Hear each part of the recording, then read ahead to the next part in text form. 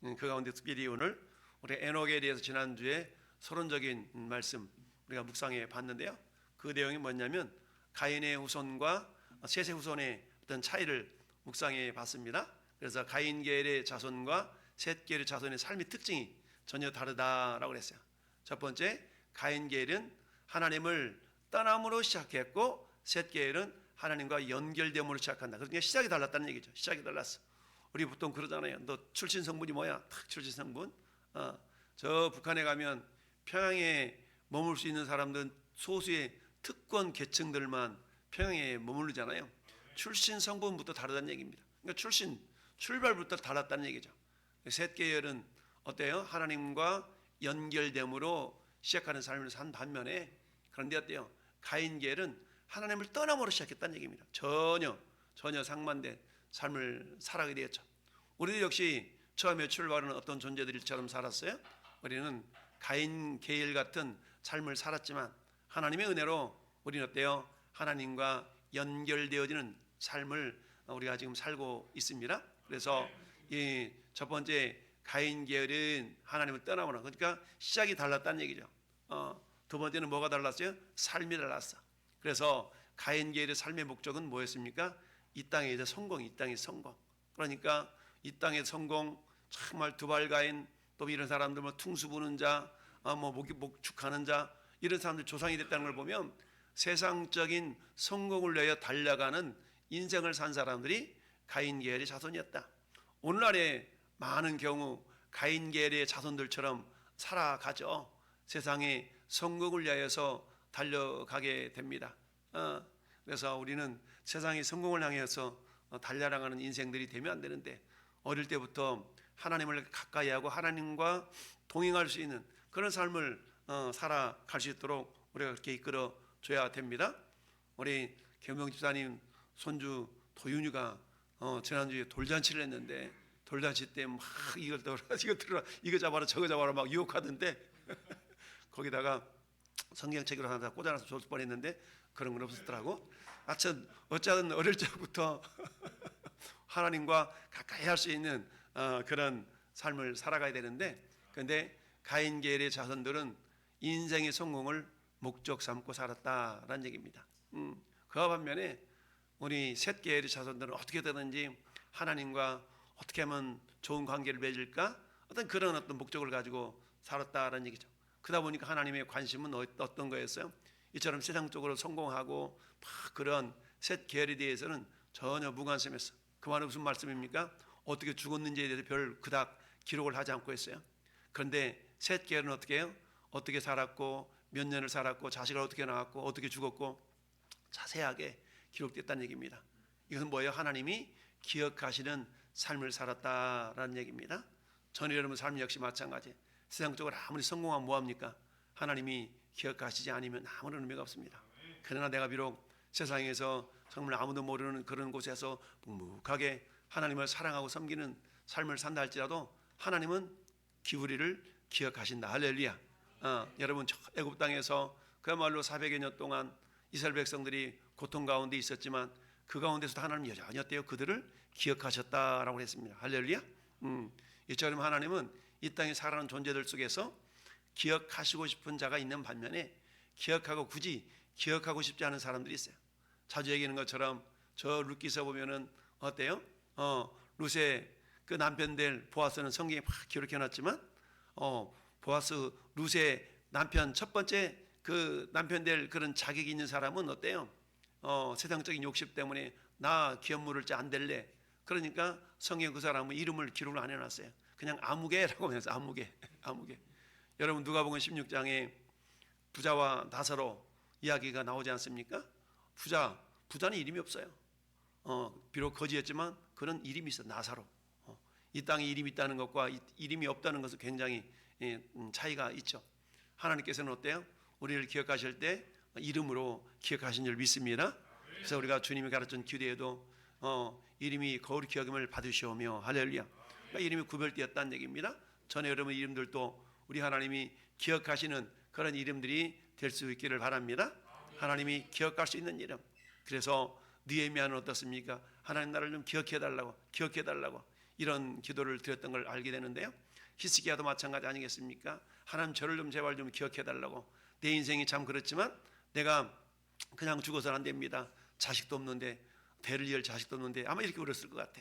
그러면서 선을 행했던 그것 좀 기억해 달라고 하나님께 이렇게 눈물로 통곡하며 기도했을 때 하나님께서는 히스기야 생명을 더 연장시켜 주셨다는 거 우리는 알고 있습니다. 이처럼 세상 사람들이 기억하고 인정하는 것, 물론 그것도 중요합니다. 그러나 그것보다 더 중요한 것은 하나님이 먼저 우리를 인정할 수 있어야 된다는 얘기죠. 할렐루야. 그런 가운데 하나님께 인정받는 그런 삶을 살려고 우리가 애를 쓰면 세상에서도 어때요? 인정받을 수 있는 그런 은혜가 우리에게 임한 줄 믿습니다.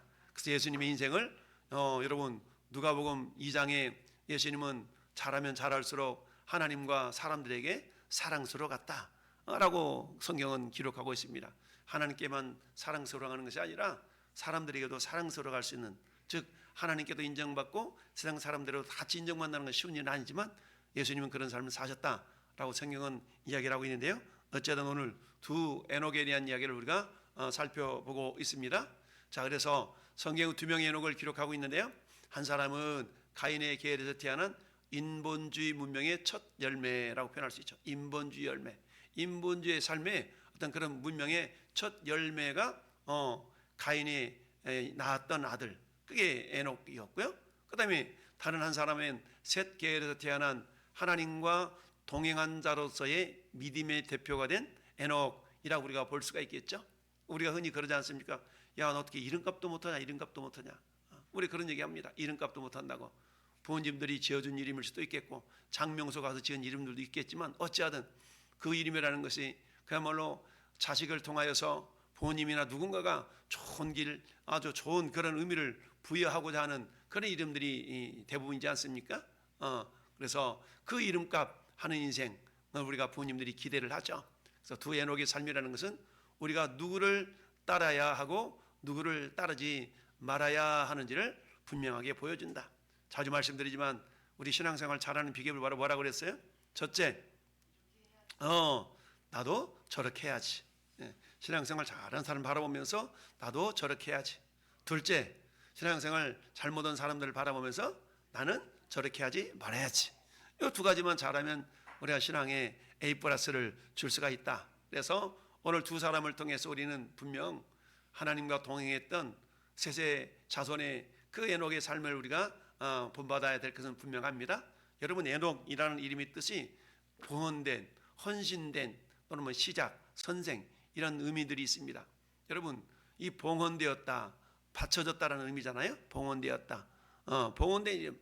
근데 둘 다 그 봉헌되어졌, 하나님께서 하나님께 봉헌되어진 그런 삶을 살기를 아마 원하셨을 건데, 그런데 가인의 아들이었던 에녹, 그 에녹은 어때요? 자신을 위해서 봉헌된 거죠. 자신만을 위해 사는 겁니다. 우리가 흔히 그러잖아요.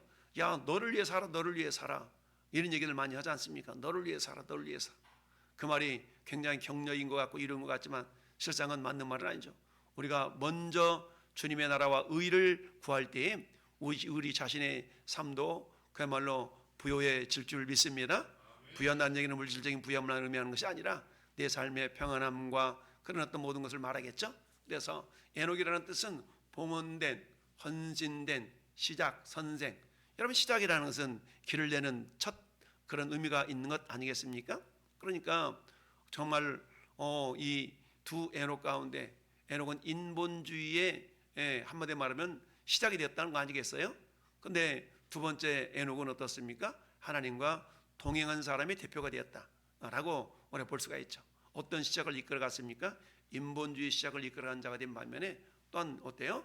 우리가 하나님의 동행하는 자의 모범을 보이는 그런 길을 열어간 자가 셋 계열의 에녹이었다라는 얘기입니다. 여러분, 우리 정치사를 한번 이렇게 돌아보면 많은 일들이 있었지 않습니까? 선한 영향력, 좋은 영향을 끼쳤던 정치인들이 있는 반면에 굉장히 부정적이고 좋지 않은 오점을 남긴 그런 어떤 불명예스러운 일을 남긴 많은 그런 지도자들이 있는 것을 우리가 보게 됩니다. 어쩌든 전 여러분들 세상에서 그리 유명하지 않아도 우리 하나님께서 기억하시는 그런 존재들이 되기를 바랍니다. 그래서 봉헌된, 헌신된, 시작, 선생 이라는 의미가 있었지만 그러나 그 이름값을 제대로 한 사람은 결국 우리가 바라보고 있고 우리가 기대하는 그런 어떤 두 번째 에녹의 삶인 줄 믿습니다. 그래서 가인 계열의 에녹은 한마디로 말하면 인본주의의 첫 열매다라고 생각할 수 있습니다. 인본주의. 여러분, 인본주의와 신본주의 우리는 차이를 우리가 알 수 있죠. 신본주의, 인본주의.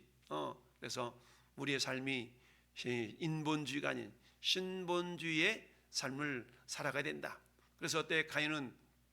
가인의 자식이었던 에녹은 어떻습니까?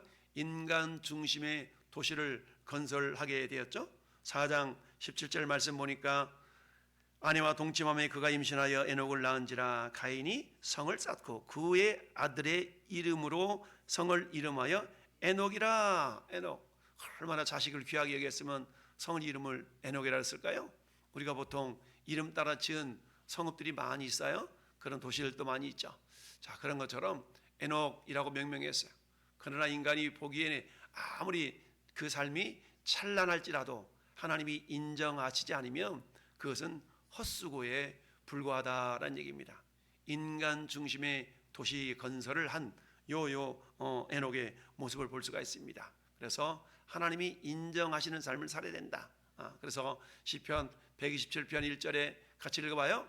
여호와께서 집을 세우지 아니하시며 세우는 자의 수고가 헛되며 여호와께서 성을 지키지 아니하시면 파수꾼의 깨어있음이 헛되도다. 아멘. 그렇죠?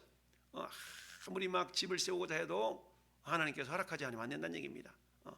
여러분, 얼마 전에 대지진 나가지고 막 엄청난 피해들이 있는 지역들을 보면 어때요? 막 열심을 지었지만 어때요? 하나님은 그냥 땅을 살짝만 흔들어 버리니까 다 와르르르르 다 무너진 건 아니겠습니까? 결국 여호와께서 집을 세우지 아니하시면 세우는 자의 수고가 헛되며 우리가 헛수고 인생이 되면 안 되잖아요. 헛수고 인생을 다른 말로 말하면 복이 없는 인생이라고 말할 수 있어요. 복이 있다는 얘기는 뭐라고 했습니까? 복은 생명에 대한 권리라고 그랬잖아요. 그러니까 그것을 누릴 권리도 있어야 되는데 누리지도 못해. 왜? 헛수고이니까. 여호와께서 성을 지키지 아니하시면 파수꾼의 깨어있음이 헛되도다. 여러분, 10살이면 도둑 한 사람 지키지 못한다는 이야기도 있잖아요. 그런 것처럼 하나님이 지켜주셔야만 된다라는 얘기죠. 자, 예레미야 17장 5절 말씀에도 여호와께서 이와 같이 말씀하시니라. 무릇 사람을 믿으며 육신으로 그의 힘을 삼고 마음이 여호와께서 떠난 그 사람은 저주를 받을 것이라. 마음이 하나님께 떠났어. 많은 경우 어때요? 마귀가 원하는 것이 저거잖아요. 마귀가 우리의 마음을 자꾸 하나님으로부터 떠나게 만드는 겁니다. 그래서 어때요? 야, 저 성 멋있지 않냐? 너도 저렇게 성을 쌓아야지. 성을 쌓아야지. 참 이럽니다. 성을 쌓아야지. 그래서 무릇 사람을 믿으며 육신으로 그의 힘을 삼고, 육신으로 힘을 삼고, 몸뚱아리만 말하는 것이 아니죠. 자기 자신이 가지고 있는 지식과 자기 자신의 능력과 자기 자신이 가지고 있었던 어떤 그런 이런 모든 것들을 그것을 힘을 삼아. 그리고는 어때요? 그러다 보니까 하나님을 의지할 겨를이 없는 거죠. 왜? 내가 이런 사람 특징이 뭡니까? 자기중심적이잖아요. 그래서 내가 이런 삶을 사는 사람들이 많이 있습니다. 근데 성경은 그런 사람들을 뭐라고요? 저주를 받은 거다. 저주를 받을 것이다 라고 말씀하고 있습니다. 그래서 어때요? 어떤 길은 사람이 보기에 바르나 필경은 사망의 길이니라 라고 말합니다. 여러분, 세상의 불합리, 하박국 선지자도 그런 고백을 했던 거. 그리고 시편 73편에도 그러잖아요. 불의한 자들이 정말 잘 살고 그들은 어때요? 우리가 볼 때 저 사람 예수도 안 믿는데 왜 이렇게 저렇게 잘하나. 세계 역사를 보면 기독교 국가들이 대부분 잘 산다.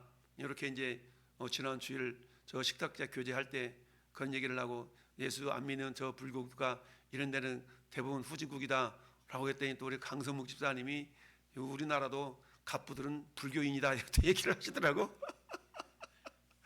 그 얘기를 하는데 물론 이건희 회장도 물론 예수 안 믿고 그러고 이제 죽었지만 이병철 씨나 그 부인은 또 뭐예요? 원불교죠. 그래도 아주 세계적인 재벌 갑부죠. 그런 거 보면 예수 안 믿어도 잘 사람 당연히 있죠. 당연히 있어요. 그러나 전체적인 삶을 바라볼 때, 전체적인 삶을 볼 때 그 사람들의 삶은 어때요? 한순간 아니겠습니까? 한순간. 하나님이 기억하시는 삶을 살아야지.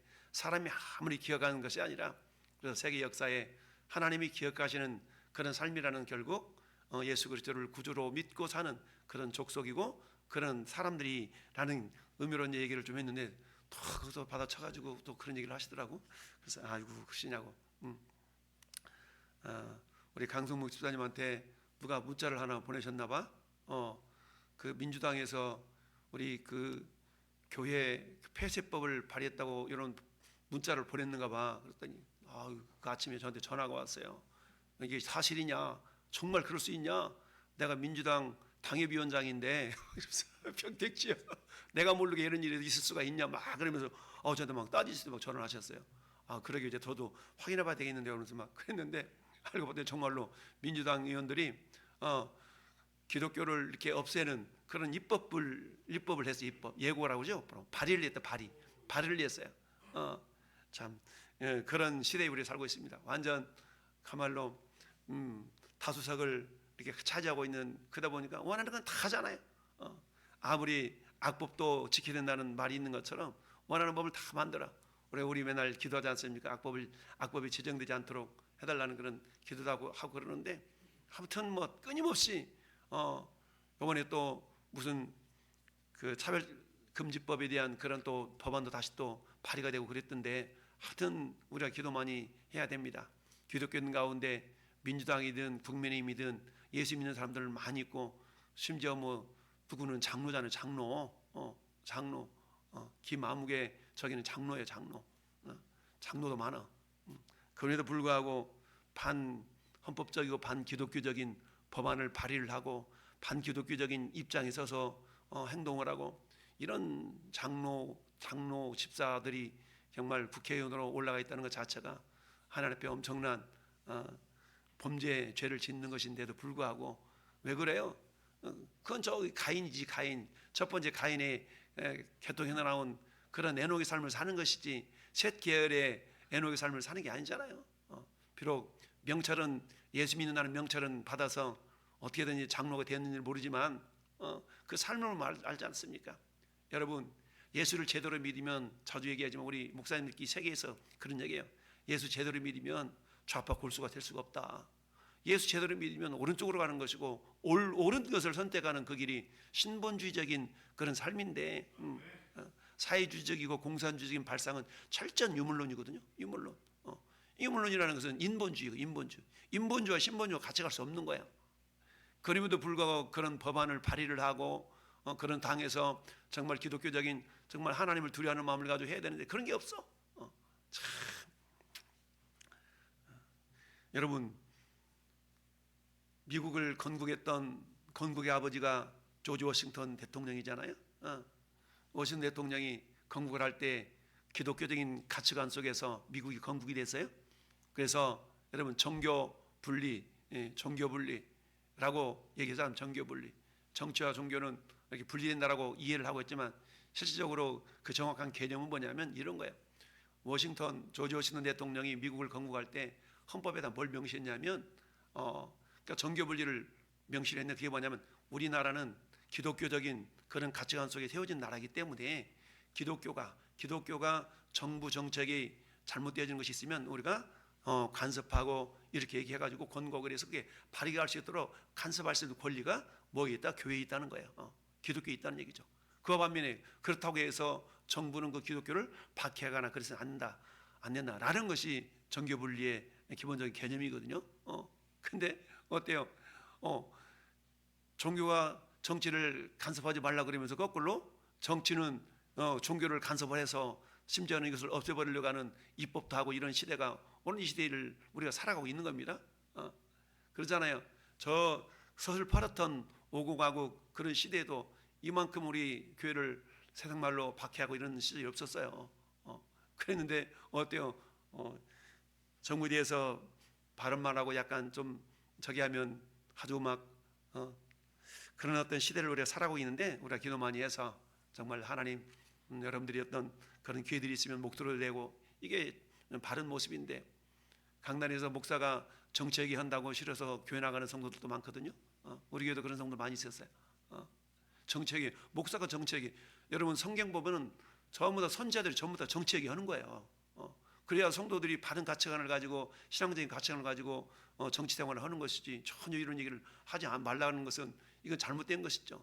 이게 잘못 가르침을 받았기 때문에 그런 것인데, 어찌하든 우리가 인본주의 삶을 살 것인가 신본주의 삶을 살 것인가, 여러분 아무리 장로가 되면 뭐합니까? 그 입법기관에 가가지고 정말 하나님 편에 서서 그런 일을 하지 못하면 그것은 가인 계열의 에녹과 다를 바가 없는 것이죠. 그래서 하나님께서 우리의 삶을 반드시 지켜보고 있다. 어떤 길은 사람 보기에 바르나 별경은 사망의 길이니라. 아까도 전도하는데 어떤 분 지나가면서 그러는 거야. 목사님, 저 민주당에서 지금 교회 없앤다는 입법한 거 알고 있어요? 발의한 거 알고 있어요? 다한테 막 따지듯이 그러고 가더라고. 자, 하나님 없는 문명의 시작을 한 사람이 요 가인 아들의 에녹이었다. 가인 계열의 자손은 하나님을 떠남으로 그 삶을 시작했다 그랬어요. 동생을 죽이는 중악한 범죄를 저질렀음에도 불구하고 하나님으로부터 생명의 안전을 보장받은 것은 뭐예요? 하나님 향한 엄청난 은혜잖아요. 그런 은혜를 입었음에도 불구하고 어때요? 오늘 16절은 그러잖아요. 가인이 요 앞을 떠나, 요 앞을 떠나, 요 앞을 떠나는 삶을 시작했다는 얘기입니다. 세상 말로 말하면 배은망덕한 삶을 살아간 것이죠. 가인이처럼 여호와의 낯을 피하여 급하게 떠나는 것을 통해서 죄악에 물든 인간의 완악함이라는 것은 하나님께서 베푸시는 은혜와 관계없이 그저 하나님으로부터 벗어나려는 경향이 있음을 우리가 알 수가 있습니다. 이게 마귀가 그 사람의 생각을 붙들고 있기 때문이죠. 여러분, 간데 어디로 도망갔어요? 16절을 보니까 동쪽 놋 땅에 거주하더니, 놋 땅에 거주했어. 여러분, 놋 하고 2번 성경 보니까 이렇게 해놨어. 표시. 저 뒤에 보니까 유리함 이렇게 냈죠. 이 놋이라는 이 도시의 뜻이 뭐냐면 도망하다, 떠돌다, 탄식하다라는 단어, 누드라는 단어 있는데요. 이 단어에서 놋이 왔어요. 놋. 그래서 이 뜻이 뭐예요? 유리하다는 뜻, 유리해. 그러니까 유리하다는 얘기는 떠도는 인생이라, 떠도는 인생, 떠도는 인생.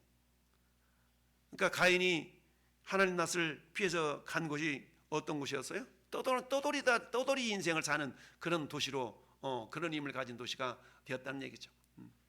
도망한 하나님 낯을 피하는 인생. 여러분, 에덴 동산에서 아담과 하와가 범죄하니까 첫 번째 나타나는 증상이 뭡니까? 하나님 낯을 피하는 거예요. 낯을 피. 우리도 그러잖아요. 일주일 내내 뭔가 내가 좀 거룩하게 살려고 하고 경건하게 살려고 하고 이런 막 신앙적인 삶을 살려고 하는 사람들은 다음 주일이 기대가 돼요. 왜 가서 막 내가 간증하고 싶은 거야. 진짜 내가 지난주 이렇게 살았는데 이랬어요 저랬어요.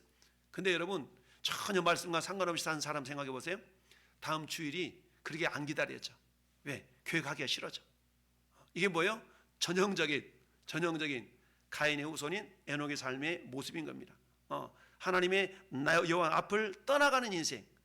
우리는 하나님 앞을 떠나가는 인생이 아니라 하나님과 연관되어진 관계를 맺어가는 그런 삶이 되어야 될 줄로 믿습니다.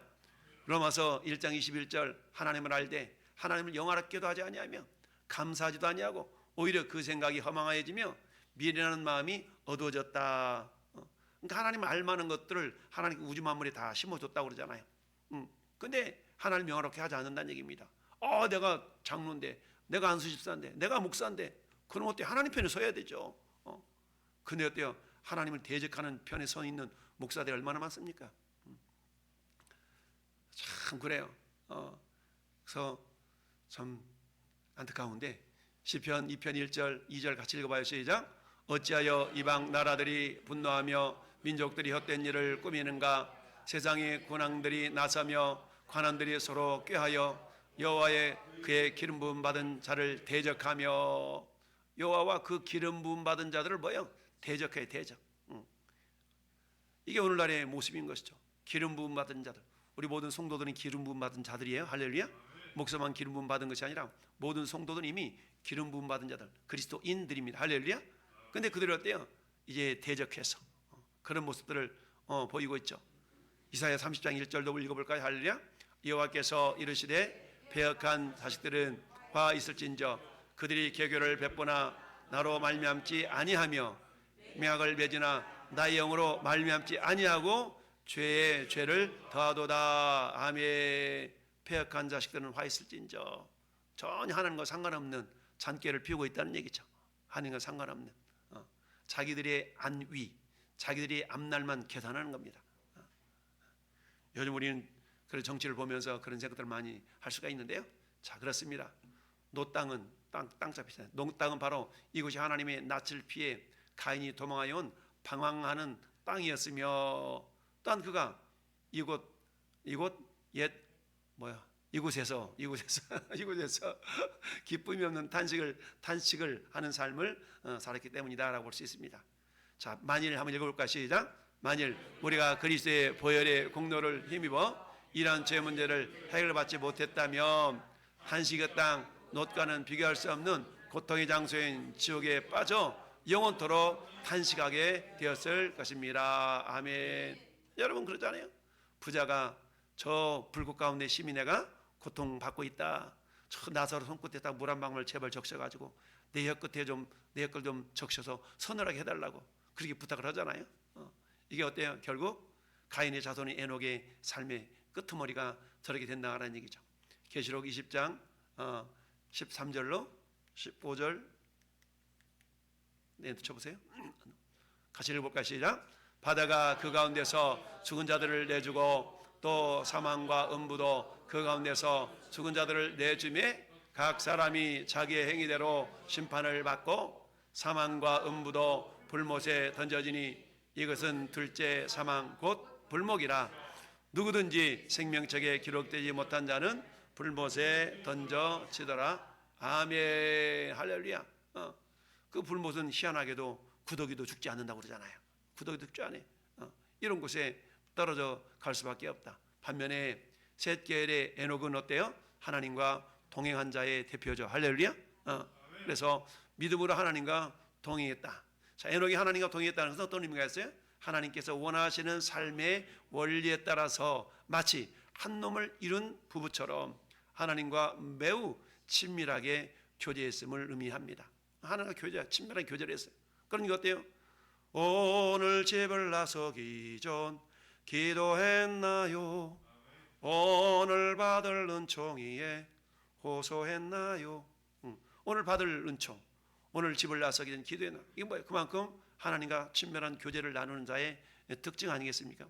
운전할 때도 하나님, 내가 잘 길을 갈 수 있도록 하나님 막아주시고 지켜주시고 인도하시고, 직장생활 할 때도 학생들 학교에 공부할 때도 하나님, 오늘 선생님이 가르치는 것들 잘 배우고 익혀서 내 것이 되게 해달라고, 우리 선생님 잘 가르칠 수 있도록 지혜를 달라고, 이렇게 우리 기도하는 가운데 뭐 하는 거예요? 하나님과 동행하는 삶을 사는 겁니다. 할렐루야. 자, 그래서 하나님과 동행하는 것은 성도들이 끊임없이 성도들이 추구해야 될 삶의 원리가 된다. 할렐루야. 자, 미가서 6장 8절 시작. 사람아, 주께서 선한 것이 무엇임을 내게 보이셨나니 여호와께서 내게 구하시는 것은 오직 정의를 행하며 인자를 사랑하며 겸손하게 내 하나님과 함께 행하는 것이 아니냐. 아멘. 겸손하게 하나님과 함께 행하는 것이 아니냐. 여러분, 겸손이라는 것은 내 머리가 있는 거 아니겠어요? 머리가 있는 거죠. 결국 우리의 머리는 주님이시잖아요. 그러니까 겸손이라는 것은 늘 나의 주인이 주님이시다라는 걸 인식하면서 살아가는 것이 겸손인데, 그러니까 어때요? 내 하나님과 함께 행하는 것이 아니냐. 주님, 이걸 행해야 될까요? 말아야 될까요? 여러분, 우리 다윗과 사울왕의 삶을 비교하면서 우리가 묵상한 적도 있죠. 다윗은 항상 하나님 여쭙는 삶을 살았다. 여쭙는 삶. 올라갈까요? 말까요? 올라가라. 칠까요? 말까요? 쳐라. 항상 여쭙는 삶. 그와 반면에 사울왕은 어땠어요? 하나님께 여쭙지 않았어요. 자기 생각대로 했죠. 히브리서 11장 5절 시작. 믿음으로 에녹은 죽음을 보지 않고 옮겨졌으니 하나님 그를 옮기심으로 다시 보지 아니하였느니라. 그는 옮겨지기 전에 하나님을 기쁘시게 하는 자라 하는 증거를 받았느니라. 아멘. 할렐루야.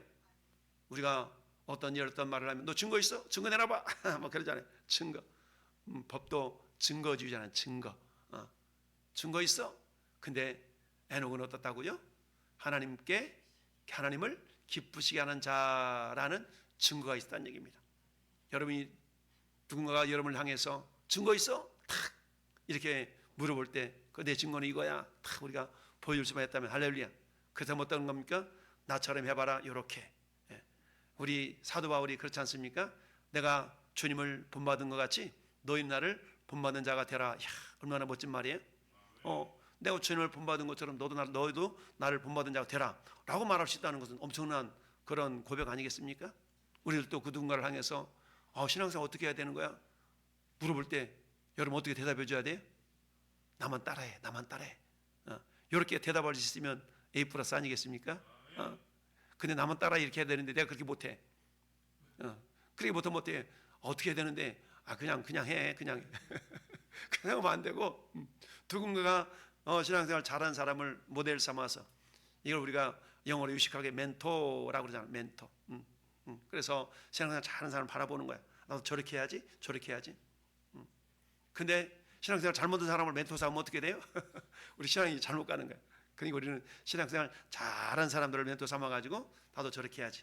그리고 그 누군가 나를 바라볼 때 나도 저렇게 하고 싶다라는 그런 사람이 돼야 되겠죠. 할렐루야. 네, 그렇습니다. 여러분 두 사람이 뜻이 같지 않은데 어찌 동행하겠으며 그렇잖아요.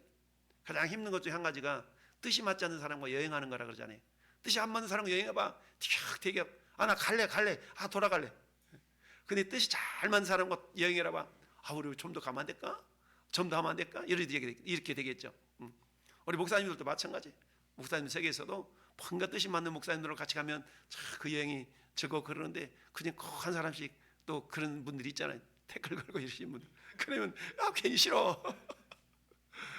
그래서 두 사람이 뜻이 같지 않은데 어찌 동행하겠으며.